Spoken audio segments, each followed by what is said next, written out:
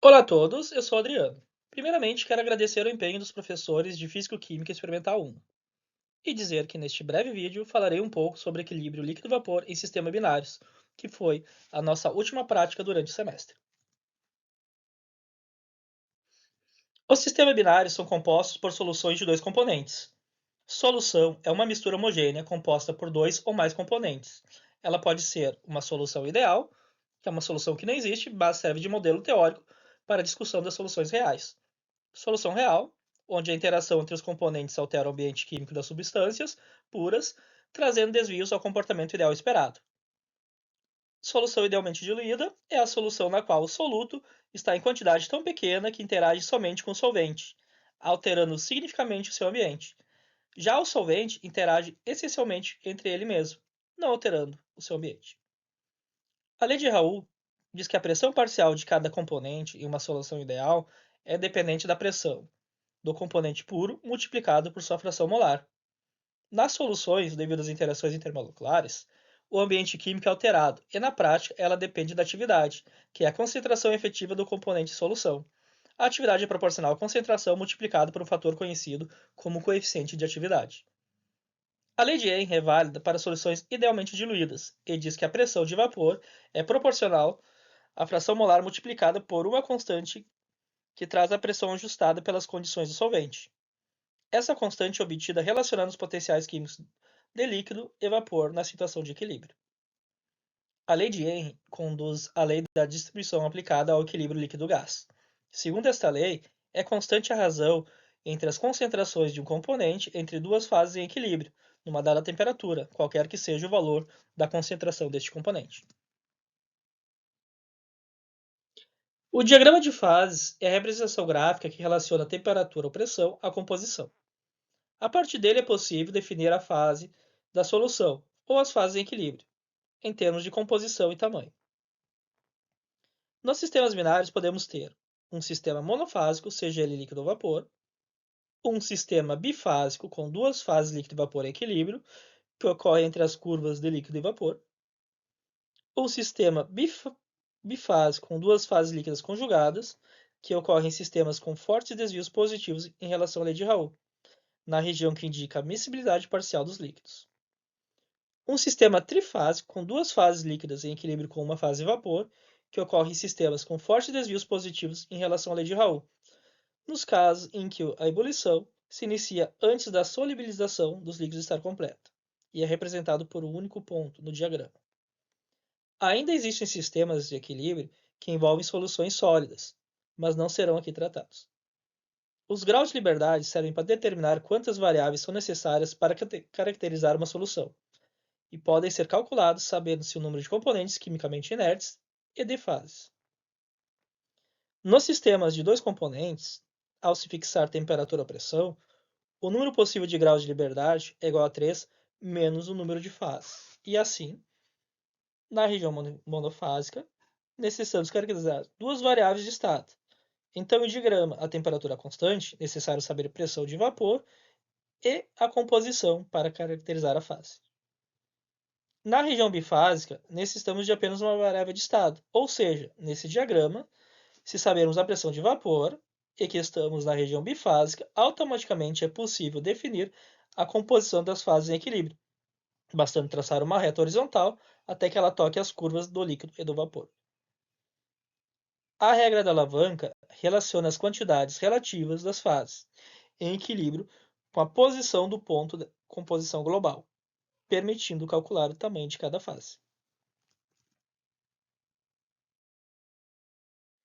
O gráfico resultante para soluções reais compostas por dois líquidos complementarmente miscíveis terá comportamentos diferentes em relação à lei de Raoult. No caso de soluções com desvios positivo ou negativo pouco acentuados, quando temos um gráfico a temperatura constante, a pressão de vapor fica intermediária entre as dos componentes puros. E se o gráfico for a pressão constante, a temperatura de ebulição da mistura que fica intermediária entre os componentes puros. Nas soluções com desvio positivo acentuado, e que o gráfico está a temperatura constante, a pressão de vapor vai passar por um máximo. E se tivermos no gráfico a pressão constante, a temperatura de ebulição que vai passar por um mínimo. Já aquelas com desvio negativo acentuado e gráfico que está com temperatura constante, a pressão de vapor vai passar por um mínimo, e se tivermos a pressão constante, a temperatura de ebulição vai passar para o máximo.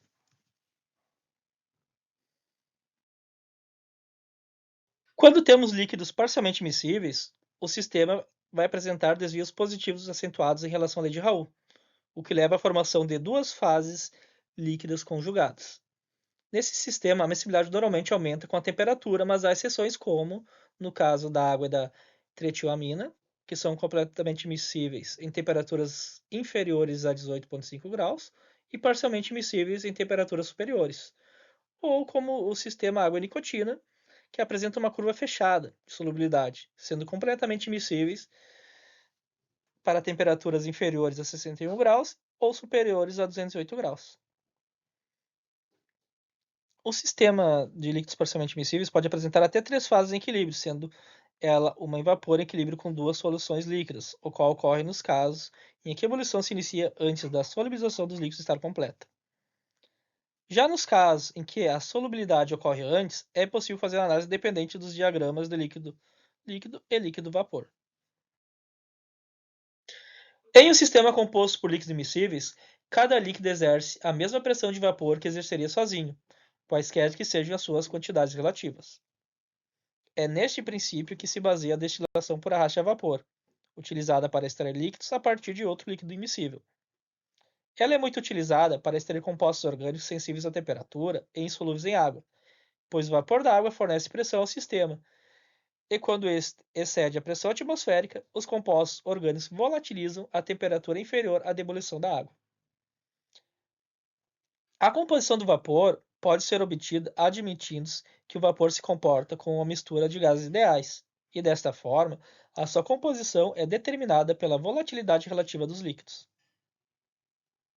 A lei de distribuição é útil no processo de extração líquido-líquido, onde um soluto presente em um solvente pode ser extraído para outro solvente immiscível com o primeiro, desde que tenha maior afinidade com esse segundo solvente. Destilação é um processo físico para a separação de misturas homogêneas, que se baseia na diferença de temperatura de ebulição entre as substâncias que compõem a mistura, no caso da destilação isobárica. Na destilação isotérmica, utiliza-se a diferença de pressão de vapor dos componentes.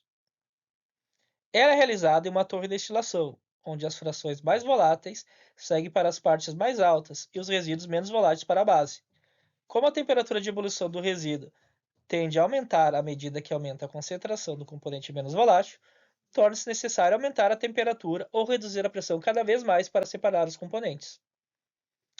A partir do diagrama de equilíbrio de fases, pode-se determinar o número de estágios necessários para realizar a separação dos componentes. Para tal, o primeiro passo é determinar o grau de separação que se deseja alcançar.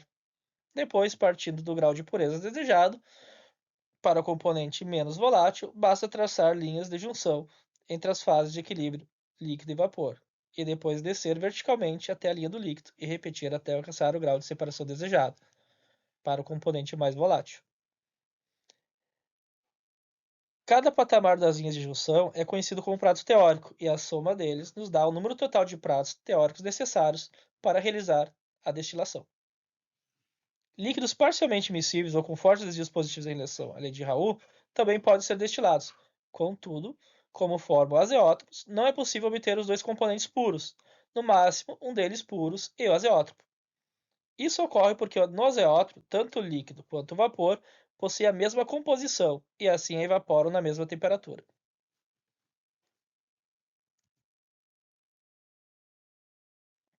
O ácido nítrico é produzido pelo processo Ostwald, o que leva à produção de ácido em solução aquosa, cuja concentração varia de 50 a 68% de ácido em massa, dependendo de como foi feito o processo.